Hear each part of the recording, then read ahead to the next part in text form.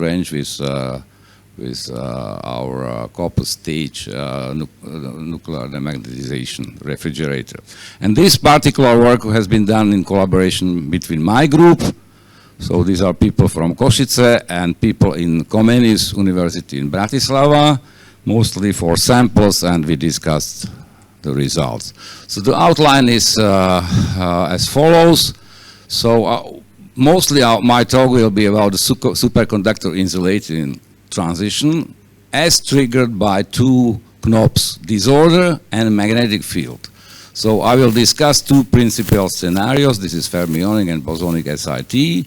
I will show, I try to convince you that in our samples, which is molybdenum carbide, ultra-thin samples, those samples follow this fermionic route, not the bosonic one. But most of my talk I will spend on our recent paper, which is devoted to magnetically driven SIT, and the magnetic field is perpendicular to our films. And as a paradox, these are paramagnetic effects which dominate over orbital one on both sides of this SIT transition.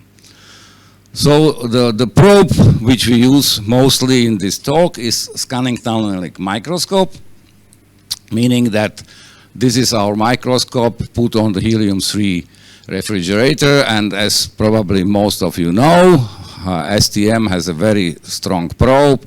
You can use it to show with atomic resolution the topography, but you can show also the charge density wave, superconducting vortices, but what is maybe more important for my talk, spectroscopy. So if you measure differential conductance between standard normal tip as gold or something else and your superconducting sample, this quantity is proportional to the superconducting density of states. And if you really measure at very low temperatures, so this derivative of the Fermi function is getting a delta function, so you can directly measure superconducting density of states, as is nicely indicated here in the case of this low temperature superconductor, which we measured down to 400 millikelvin, observe a textbook-like BCS spectrum. All right, so now about this SIT mechanism. So SIT mechanism is related to the superconducting macroscopic wave function, which consists of the amplitude and phase. So if you want to destroy superconductivity, you can act on either on delta or on phase. So if you put some effort and you act on phase, so global phase coherence can be lost due to fluctuations, and emergent granularity can appear, which is indicated in this figure. So let's say at low disorder, you have a superconductor with global phase coherence, and this is gradually lost, and you come up to the superconducting bubbles with different phases. So you have no zero resistance in this case. So you have something which now is called Bose insulator. Usually happens at this quantum resistance, which is a localization of Cooper pairs. So this is a direct quantum superconductor insulating transition. But there is another possibility, fermionic way. Then pairing glue can be weakened due to increased electron-electron interaction, and you suppress amplitude. When your amplitude is zero, then you get not directly to the insulator, but you can go to the metal. So we have a bad metal. So superconductor first goes to a bad metallic state, and then upon increase disorder farther on, you can make your fermions, your electrons localized. So you have two steps transition. So how is the situation in the experiment? So this is a quite famous experiment by Benjamin Sassepé from Grenoble. They prepared, for example, this titanium nitride 3 samples. So you see resistivity versus temperature, transition at 2 Kelvin down to half Kelvin, and you see that the sheet resistance is close to this quantum value. But what is more important, they measure also superconducting energy gap. the colors are coded here in a proper way, and you see that the gaps are shrinking as the temperature is shrinking. But if you look more carefully, you can see that for this most disordered sample, delta versus Tc is increased by a factor of 2. So delta is increasing more slowly than Tc. It means if you can make some kind of extrapolation, you can have a situation that Tc is 0, but delta not. And they showed also this so-called emergent granularity. So this is a gap map, superconducting gap map, and you can see the different places of the sample. You have superconductor with different delta. So this is something similar what I showed before, that you have these bubbles, that one bubble is a bit better superconductor than the other one. And if you approach to this Bose insulator, then you will have some insulating matrix and some bubbles of superconducting places. This is what they claim and what they found. All right. And they also observed pseudogap. I'm not going to discuss in detail, but they have phenomenology which is very much reminding what is necessary for this Bose superconducting insulating transition. Yeah? So inhomogeneities of delta, pseudogap, and 2 delta is over KTC is increasing. So now the question is this bosonic scenario universal for these strongly disordered samples? And our answer is not. This is not. There are other samples, and this is our case, our ultra-thin MOC samples, that we see more fermionic scenario. So this is again a resistive characteristic of different sample, and you increase your disorder by making your sample thinner and thinner. Yeah?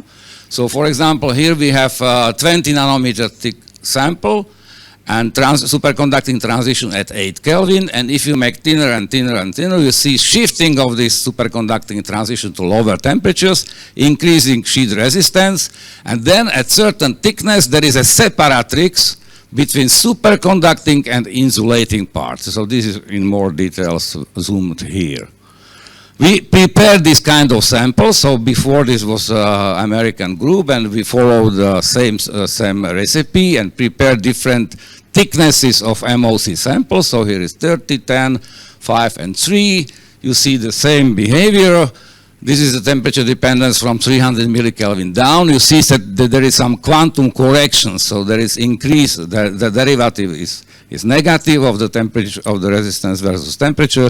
So this is reminding some quantum correction due to increased electron-electron interaction. And this is our measurement by STM. So again, this very relatively thick samples, 30 nanometer thick, you see textbook-like spectrum of the superconducting density of states, BCS1, perfect one. But if you go to more disordered and thinner samples, you see the shift of these coherence peaks, which are reminding the position of the superconducting energy gap. And not only shrinking of this gap-like peak position, but also in-gap states are coming in, and these peaks are getting broadened. But what is maybe more important for this part of the talk is the following, that the TC of the particular sample is exactly following delta.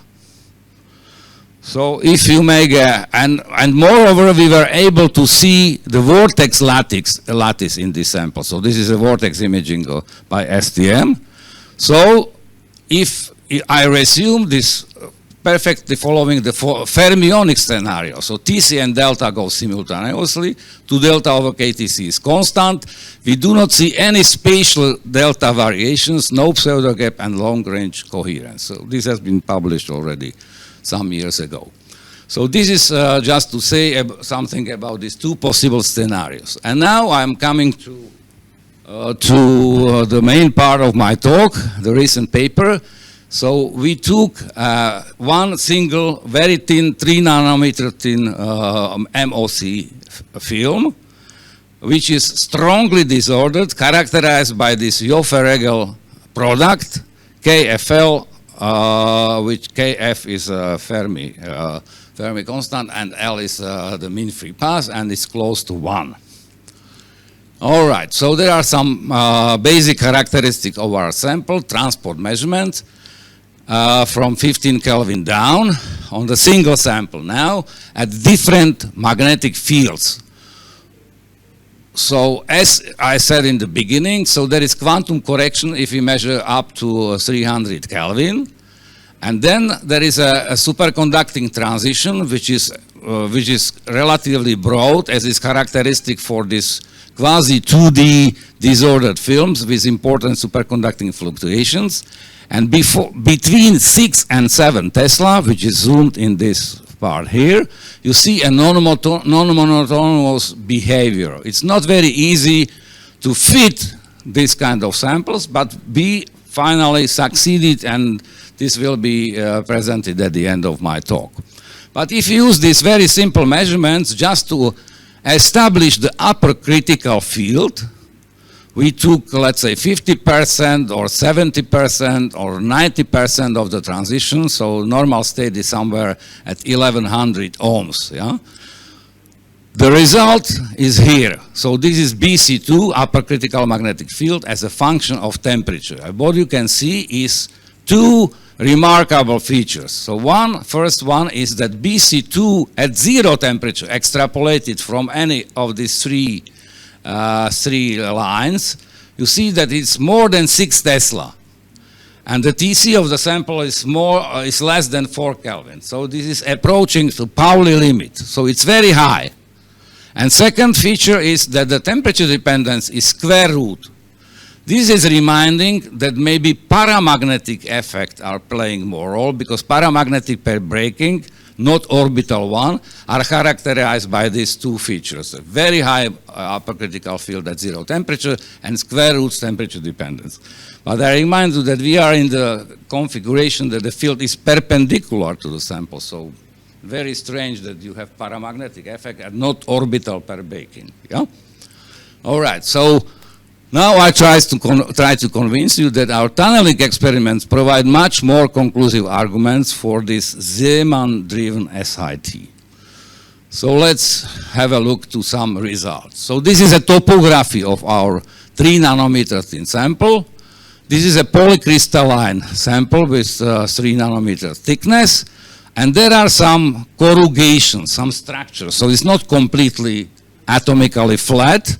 But of course, if you zoom to some smaller part, we could see atoms. Here we can see atoms which are triangularly coordinated, and this is 1-1-1 plane of our cubic crystal, small crystals which are here.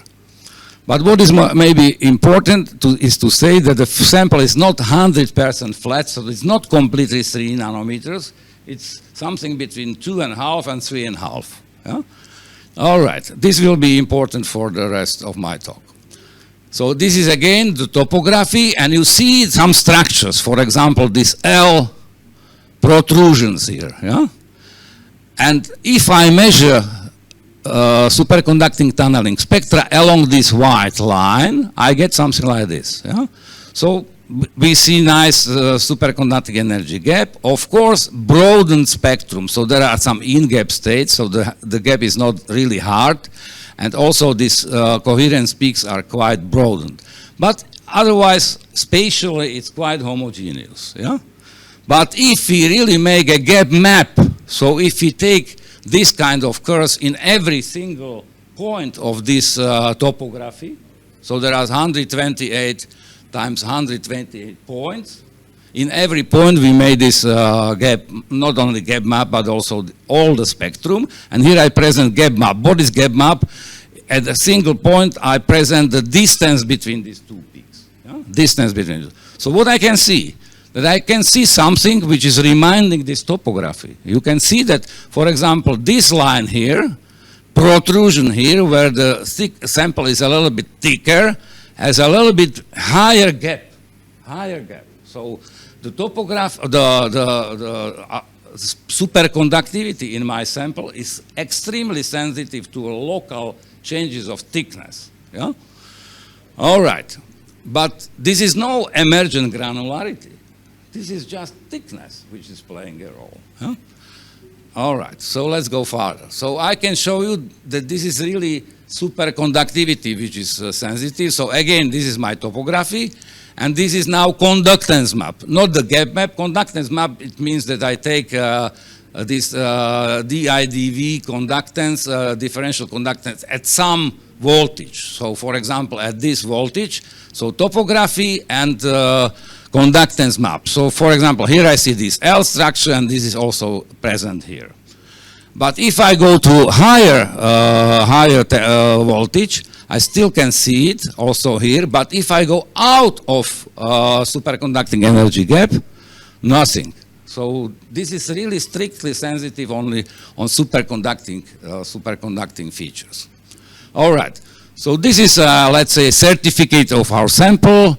So here I present superconducting spectrum at 500 millikelvin and the temperature scan. So along this axis is increasing temperature. So you see that with temperature, our sample is behaving very standardly, so the gap is closing. That gap is closed, and this is one single spectrum, which is characteristic for these low temperatures, 510 millikelvin, and we can easily fit this spectrum by not really BCS, density of state, but this dense version with gamma. Gamma is this broadening parameter, and these are the resulting parameters, and you see that the gamma is about 30% of the delta. Temperature dependence of delta is standard, so nothing so interesting. So we have some papers explaining what can be a reason for this presence of this ingot state, but this is not now maybe important. So this is the main result of my talk for today.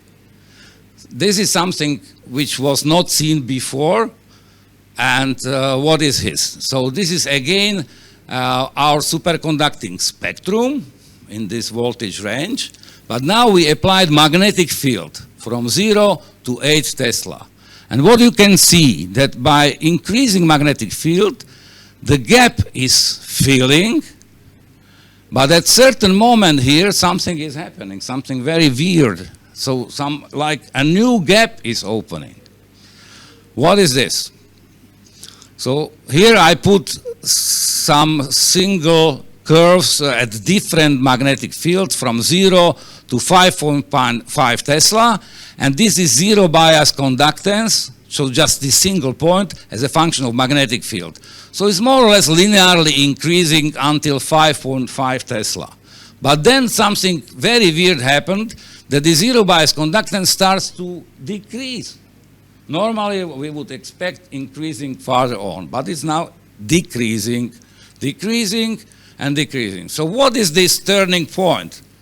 Is it the upper critical field and we are in the normal state, which is somehow sensitive to magnetic field, or what is going on? We do not know.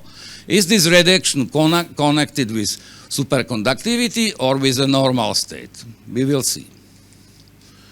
So I try to use this sensitivity of superconductivity to this corrugation to show if we are in the superconducting or in the normal state. So let's have a look. So again, topography with protrusions.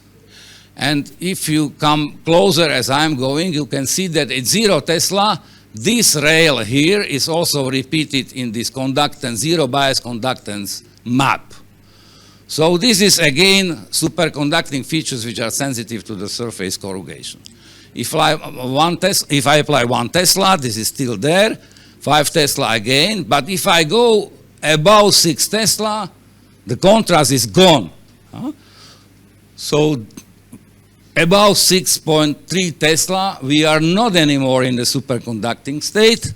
We are in the normal state, which is very, very spatially homogeneous. So 6.5 Tesla or 8 Tesla, everywhere on my sample, the spectrum is the same. And what is this spectrum? So the spectrum is like this. So it's not constant density of states. So there is this reduction. So I try to convince you that we have some kind of reduced density of states in the normal state. So it's not a superconducting state anymore. But what is even more weird is that this normal state is changing with application of magnetic field. We come up to this later. So this is again DIDV, tunneling conductance, as a function of voltage at a little bit bigger voltage range. So now I go to 15 millivolt, not to 1 or 2 what was before. And in the zoom, I put voltage in a logarithmic scale.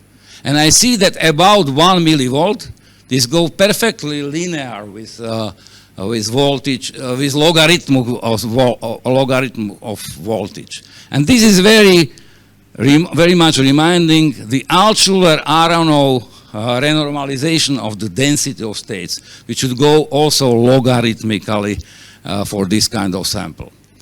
But there is another feature that at small voltages, 6 Tesla is here, zero bias conductance, but at 8 Tesla is deeper. So this is this dependence of the normal state on magnetic field. But normally, Altshuler-Aronow effect is not taken as something which is magnetic field dependent. But this is only normally if you read old books.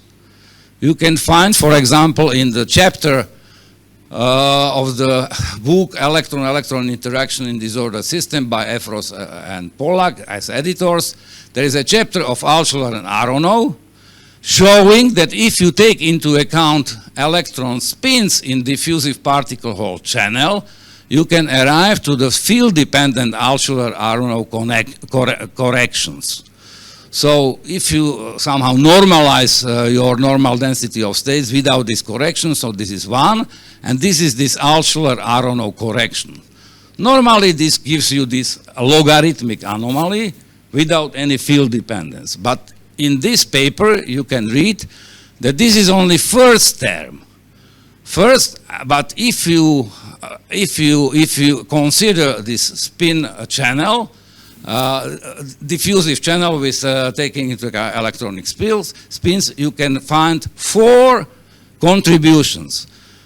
First one and second term originate from interaction of electron and hole with 0 projection of total spin of field direction, so m is equal to 0, while third and fourth term are from the interaction with m equal to +1 and -1. And you can see that these are some there is an omega s cyclotron frequency which is depending on magnetic field. At 0 magnetic field, omega s is 0, and all these 4 terms are logarithmic. And they have this central anomaly at Fermi energy, at equal to 0.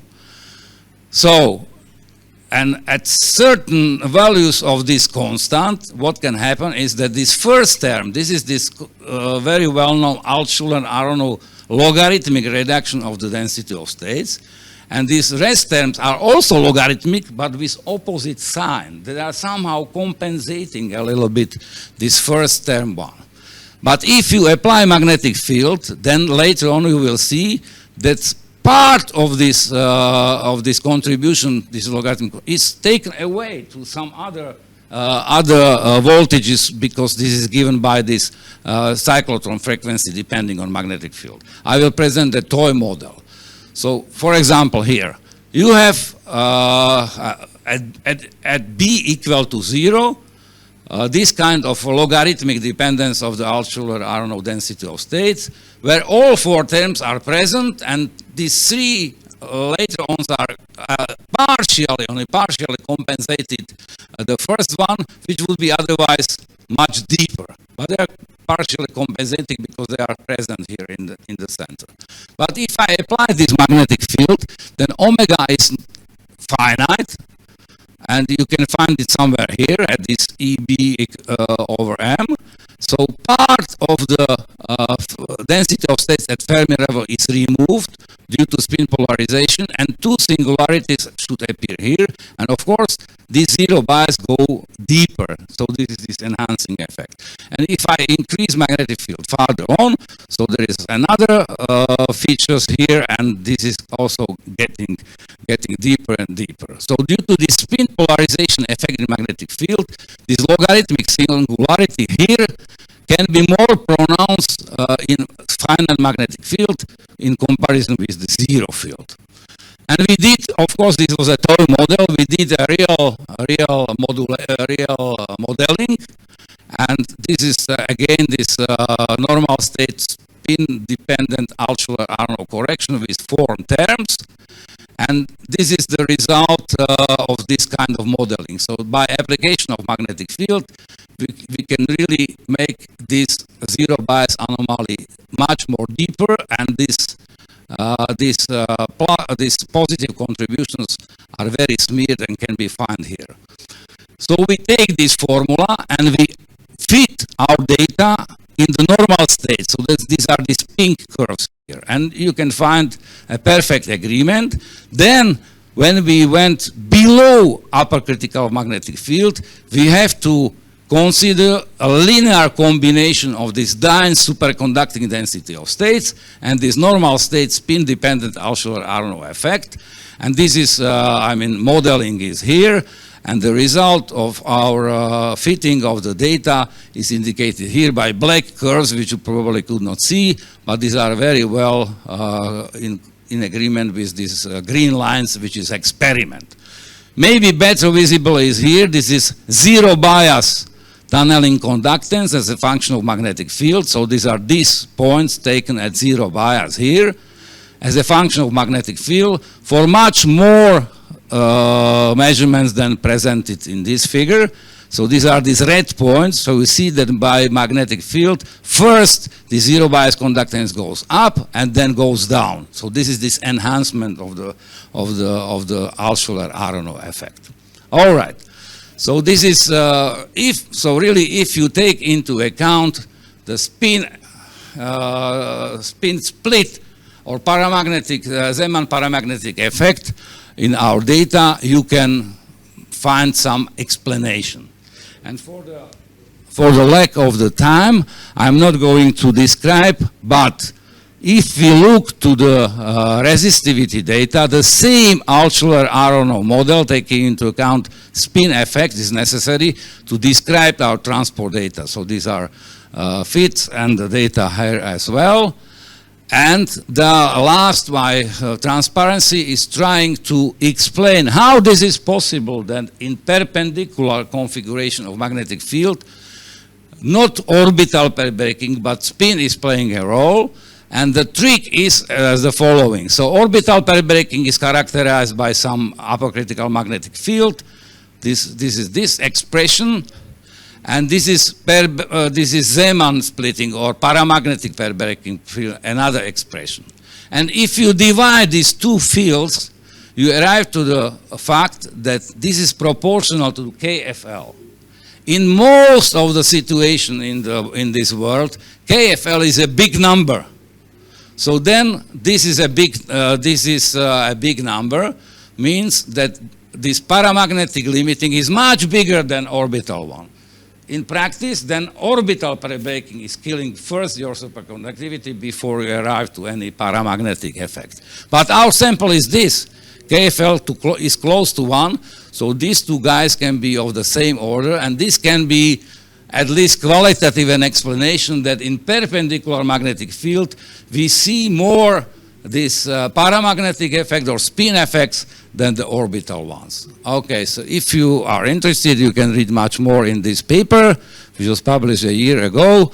And this is my summary, which just say that our sample makes SIT via Fermi way upon increased disorder. Our MOC films with KFL close to 1 in transverse magnetic field exhibit Zeeman effects in the superconducting state as well as in the insulating or resistant state. And superconductivity is suppressed by paramagnetic pair breaking as witnessed by large BC2 close to Clarkston limit and temperature dependence of BC2. And about BC2 in the normal state, our data can be described by Altshuler-Arnold quantum corrections, those showing enhancement of logarithmic anomaly with increasing magnetic field due to spin-dependent electron-hole interactions, and consistently the same approach is used, spin-dependent Altshuler-Arnold correction to interpret, to explain our transport data about BC2. And this is to thank you for your attention and the end of my talk. Thank you. Hello. Thank you very much for your penetrating presentation. And my question concerns the materials. Have you some possibilities now or in the future to characterize the disorder more straightforwardly, more directly? How can you influence the disorder when you prepare these materials? And what is, in your opinion, the nature? There might be different sources of disorder. Thank you. Yes, very good question. Thank you. So in principle, our samples are prepared by magnetron sputtering, and we can tune two parameters, the thickness of the sample, and we show in a previous paper that, proximity to the interface is very important pair breaker. But this is let's say, pair breaker which is introducing the density of states. But there is another disorder, scalar disorder, some point defect or so. We know that this can be characterized by resistivity or by the sheet resistance. This we know. And this can be also affected by tuning the stoichiometry of this MOC. So to our understanding, but you are right, maybe we can check it by some other means. This is relatively very homogeneously distributed, this scalar disorder. But yeah, you are right that maybe we can use some very fine probes to have a look on this, more on this. You're welcome. So superconducting coherence lengths can be easily estimated from BC2 values. Yeah, so it's now I don't have the numbers with me, but around 10 nanometers. So meaning that it's thicker than the sample thickness. It's bigger than the sample thickness. So our samples are from superconducting point of view two-dimensional, but from, let's say, electronic. For electrons, the mean free path of the electrons is much, much shorter than the thickness of the sample. So from the point of view of movement of electrons, this is three-dimensional sample. But sorry, this is what I was saying, that coherence length is 10 nanometers. But these protrusions have this lateral dimension, which are of this order. Yeah. You see that what I show here is, this is a protrusion. So this is, and this is, let's say, 25, so this is at least 10 nanometers. So this is exactly fitting the Xi.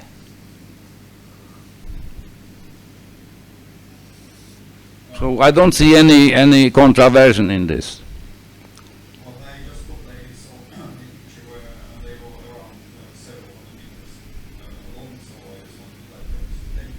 You're welcome. Any more questions? If not, maybe I will make a short remark concerning, the applicability range of Schuller-Aronov corrections, because usually it is really correction, meaning that K Fermi L should be much bigger than 1. In your case, it's of order 1. And so it's not really correction anymore, and it's not clear if we can apply this formula at all. However, if we look at these logarithmic dependencies, then we might consider a different option that if I view your sample, which is strongly disordered, obviously, as a collection of sort of blobs connected by some weak links, then these weak links can be viewed as zero-dimensional objects. And then interaction correction in zero-dimensional object, electron-electron interaction correction, is also logarithmic in voltage. And this is an obvious alternative which can be probably thought about, at least. I'm not saying it's just that, but at least it's an alternative which can be considered. That's basically my remark. Very good. Thank you. Thank you very much for this, your suggestion. Maybe we can discuss in more details. You can send me some reference. This is really very, Yeah, very sure, interesting. sure. In fact, Sure. I was consulting Altschuler some 3, 4 years ago. I must say I'm an experimentalist, so I don't have completely Yeah, detailed yeah. control on this theoretical approach. But Uh-huh. he was quite happy with this. So he didn't see Of big course. contraversions. But of course, Mhm. I would be very happy to have a look to your Yeah. alternative suggestion.